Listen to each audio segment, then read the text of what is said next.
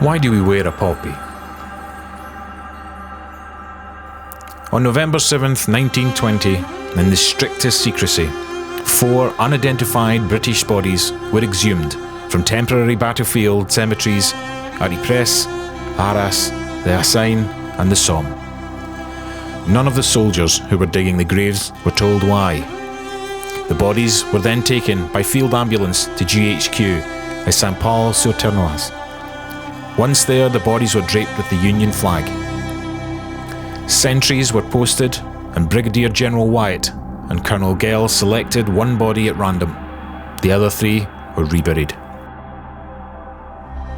A French honour guard was selected and stood by the coffin overnight of the chosen soldier.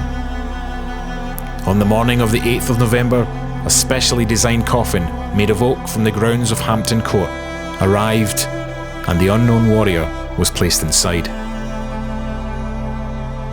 On top was placed a crusader sword and a shield on which was inscribed, "A British warrior who fell in the Great War 1914 to 1918 for king and country." On the 9th of November, the unknown warrior was taken by horse-drawn carriage through guards of honour and the sound of tolling bells and bugle calls to the quayside. There he was saluted by Marshal Foch and loaded onto HMS Vernon, bound for Dover.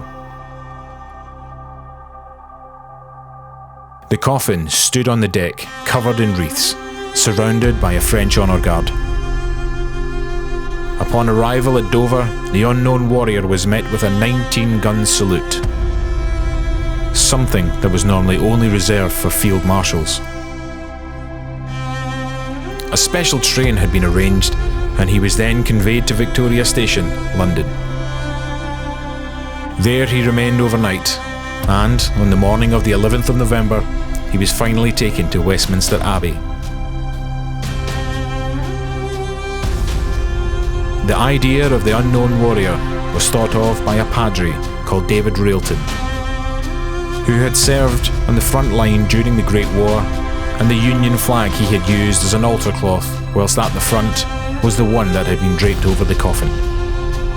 It was his intention that all of the relatives of the 517,773 combatants whose bodies had not been identified could believe that the unknown warrior could very well be their lost husband, father, brother or son. This is the reason we wear poppies. We do not glorify war. We remember, with humility, the great and the ultimate sacrifices that were made not just in this war, but every war and conflict where our service personnel have fought to ensure the liberty and freedoms that we now take for granted. Every year on the 11th of November, we remember the unknown warrior. At the going down of the sun and in the morning, we will remember them.